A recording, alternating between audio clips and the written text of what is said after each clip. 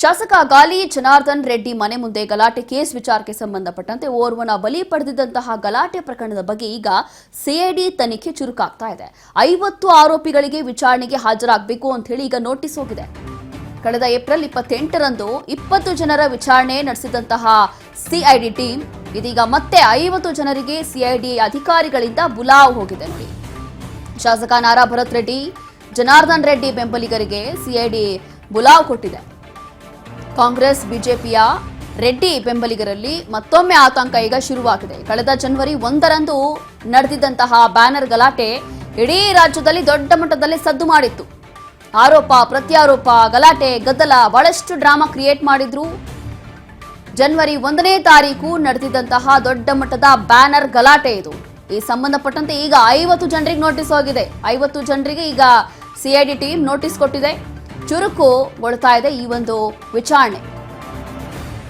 ಶಾಸಕ ಗಾಲಿ ಜನಾರ್ದನ್ ರೆಡ್ಡಿ ಮನೆ ಮುಂದೆ ಬ್ಯಾನರ್ ಗಲಾಟೆ ಆಗಿದ್ದು, ಫೈರಿಂಗ್ ಎಲ್ಲ ಆಗಿತ್ತು. ಅದರಲ್ಲಿ ಓರ್ವ ಕಾಂಗ್ರೆಸ್ ಮುಖಂಡ ಮೃತಪಟ್ಟಿದ್ರು. ಈಗ ಇದೇ ಒಂದು ಗಲಾಟೆ ವಿಚಾರದಲ್ಲಿ ಪ್ರಕರಣದ ಬಗ್ಗೆ ಸಿಐಡಿ ತನಿಖೆ ನಡೀತಾ ಇದೆ. 50 ಆರೋಪಿಗಳಿಗೆ ವಿಚಾರಣೆಗೆ ಹಾಜರಾಗಬೇಕು ಅಂತ ಹೇಳಿ ನೋಟಿಸ್ ಹೋಗಿದೆ. ಈಗ ಕಳೆದ ಏಪ್ರಿಲ್ 28ರಂದು 20 ಜನರ ವಿಚಾರಣೆ ನಡೆಸಿದೆ ಈಗಾಗಲೇ ಸಿಐಡಿ ಟೀಮು. ಇದೀಗ ಮತ್ತೆ ಟೋಟಲ್ 50 ಜನರಿಗೆ ಸಿಐಡಿ ಅಧಿಕಾರಿಗಳಿಂದ ಬುಲಾವ್ ಹೋಗಿದೆ. ಇಲ್ಲಿ ಶಾಸಕ ನಾರಾ ಭರತ್ ರೆಡ್ಡಿ ಅವರ ಬೆಂಬಲಿಗರೇ ಇರಬಹುದು, ಜನಾರ್ದನ್ ರೆಡ್ಡಿ ಅವರ ಬೆಂಬಲಿಗರೇ ಇರಬಹುದು. 2 ಸೈಡ್ ಎರಡೂ ಕಡೆಯಿಂದ ಹೋಗಬೇಕಾಗುತ್ತೆ ವಿಚಾರಣೆಗೆ. ಈ ಒಂದು ಪ್ರಕರಣ ಇದೆಯಲ್ಲ, ಬ್ಯಾನರ್ ಗಲಾಟೆ ಪ್ರಕರಣ, ಎಲ್ಲರಿಗೂ ಕೂಡ ಬಹುಶಃ ನೆನಪಿರುತ್ತೆ. ಜನವರಿ 1ನೇ ತಾರೀಕೆ ನಡೆದಿದ್ದಂತಹ ದೊಡ್ಡ ಮಟ್ಟದ ಡ್ರಾಮಾ ಇದು. ದೊಡ್ಡ ಮಟ್ಟದಲ್ಲಿ ಗಲಾಟೆ ನಡೆದಿತ್ತು. ಈ ಒಂದು ಪ್ರಕರಣ ರಾಜ್ಯದಲ್ಲಿ ಬಹಳಷ್ಟು ದೊಡ್ಡ ಮಟ್ಟದಲ್ಲಿ ಸದ್ದು ಕೂಡ ಮಾಡಿತ್ತು. ಆರೋಪಗಳು ಪ್ರತ್ಯಾರೋಪಗಳು, ಗಲಾಟೆ ಗದ್ದಲ, ಬಹಳಷ್ಟು ಡ್ರಾಮಾ ಇದೆಲ್ಲವೂ ಕೂಡ ನಡೆದಿತ್ತು ಈ ಒಂದು ಪ್ರಕರಣದಲ್ಲಿ. ಈಗ ಸಿಐಡಿಗೆ ಕೊಟ್ಟಿತ್ತು ಈ ಒಂದು ಕೇಸನ್ನ ರಾಜ್ಯ ಸರ್ಕಾರ. ಈ ಒಂದು ಪ್ರಕರಣವನ್ನ ಬಗೆಹರಿಸಬೇಕು ಅಂತಂದ್ರೆ ಇದು ಸಿಐಡಿಗೆ ಕೊಡಬೇಕು ಅಂತ ಹೇಳಿ ನಿರ್ಧಾರ ಮಾಡಿಕೊಂಡು ಸಿಐಡಿಗೆ ಕೊಡಲಾಯಿತು.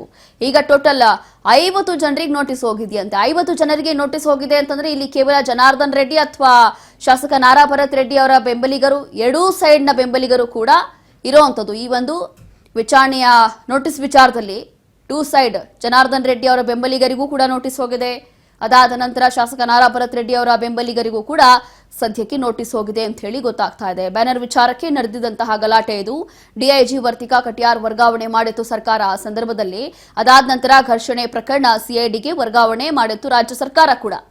ಜನವರಿ 1ರಂದು ಬಳ್ಳಾರಿಯ ಜನಾರ್ದನ್ ರೆಡ್ಡಿ ನಿವಾಸದ ಮುಂದೆ ಫೈರಿಂಗ್ ಆಗಿತ್ತು. ಆ ಸಂದರ್ಭದಲ್ಲಿ ನಡೆದಂತ ಗಲಾಟೆ ಇದು. ಬ್ಯಾನರ್ ವಿಚಾರಕ್ಕೆ ಗಲಾಟೆ, ಎರಡೂ ಕಡೆಯಿಂದಲೂ ಕೂಡ ಕಲ್ಲು ತೂರಾಟ ಕೂಡ ಆಗಿತ್ತು. ಅಷ್ಟೇ ಅಲ್ಲ, ಸತೀಶ್ ರೆಡ್ಡಿ ಗನ್ಮ್ಯಾನ್ಗಳಿಂದ ಫೈರಿಂಗ್ ಆಗಿತ್ತು. ಹಾಗಾಗಿ ಈ ಒಂದು ಪ್ರಕರಣ ಬಹಳ ದೊಡ್ಡ ಮಟ್ಟದಲ್ಲಿ ಸದ್ದು ಮಾಡಿತ್ತು. ಫೈರಿಂಗ್ ನಲ್ಲಿ ಓರ್ವ ಕಾಂಗ್ರೆಸ್ ಮುಖಂಡ ಸಾವನ್ನಪ್ಪಿದ್ರು. ವಾಲ್ಮೀಕಿ ಪುತ್ಥಳಿ ಅನಾವರಣಕ್ಕೆ ಹಾಕಿದಂತಹ ಬ್ಯಾನರ್ ವಿಚಾರವಾಗಿ ನಡೆದಿದ್ದಂತಹ ಗಲಾಟೆ ಇದು. ಆ ಸಂದರ್ಭದಲ್ಲಿ ಜನವರಿ 1ನೇ ತಾರೀಕು ಹೊಸ ವರ್ಷ 2026, ಅದೇ ಸಂದರ್ಭದಲ್ಲಿ ಮೊದಲನೇ ದಿನ ಎಲ್ಲವೂ ಕೂಡ ಚೆನ್ನಾಗಿತ್ತು. ದಿಢೀರಾಗಿ ಒಂದು ದೊಡ್ಡ ಮಟ್ಟದಲ್ಲಿ ಒಂದು ಡ್ರಾಮಾ ಆಗುತ್ತೆ, ಒಂದು ಗಲಾಟೆ ಗದ್ದಲ ಎಲ್ಲವೂ ಕೂಡ ಆಗುತ್ತೆ. ಕಾರಣ ಏನು ಅಂತಂದ್ರೆ ಇಲ್ಲಿ ಜನಾರ್ದನ್ ರೆಡ್ಡಿ ಅವರ ಮನೆ ಮುಂದೆ ದಿಢೀರಾಗಿ ಫೈರಿಂಗ್ ಆಗೋಯ್ತು. ಕಾರಣ ಏನು ಅಂತಂದ್ರೆ ಇಲ್ಲಿ ಬ್ಯಾನರ್ ಗಲಾಟೆ, ಬ್ಯಾನರ್ ವಿಚಾರಕ್ಕೆ ನಡೆದಿದ್ದಂತಹ ದೊಡ್ಡ ಮಟ್ಟದ ಗಲಾಟೆ ಇದು. ಹಾಗಾಗಿ ಅದಾದ ನಂತರ ಆರೋಪಗಳು ಪ್ರತ್ಯಾರೋಪಗಳು ಎಲ್ಲವೂ ಕೂಡ ನಡೆದಿತ್ತು. ಅಷ್ಟೇ ಅಲ್ಲ, ಕಾಂಗ್ರೆಸ್ ಸತೀಶ್ ರೆಡ್ಡಿ ಗನ್ಮ್ಯಾನ್ಗಳಿಂದಲೂ ಕೂಡ ಈ ರೀತಿಯಾಗಿ ಫೈರಿಂಗ್ ಆಗಿತ್ತು ಅನ್ನುವಂಥ ಆರೋಪ. ಅದಾದ ನಂತರ ರಾಜ್ಯ ಸರ್ಕಾರ ಇದಕ್ಕೆ ಸಿಐಡಿಗೆ ಕೊಡಬೇಕು ಈ ಒಂದು ಪ್ರಕರಣವನ್ನ ಅಂತ ಹೇಳಿ ನಿರ್ಧಾರ ಮಾಡಿಕೊಂಡು ಈ ಒಂದು ಪ್ರಕರಣವನ್ನ ಗಂಭೀರವಾಗಿ ಪರಿಗಣಿಸಿ ಅದಾದ ನಂತರ ಸಿಐಡಿಗೆ ಒಪ್ಪಿಸಲಾಗಿತ್ತು. ಈಗ ಸಿಐಡಿ ತನಿಖೆ ಚುರುಕಾಗಿದೆ. ಟೋಟಲ್ 50 ಆರೋಪಿಗಳಿಗೆ ಸಿಐಡಿ ನೋಟಿಸ್ ಕೊಟ್ಟಿದೆ.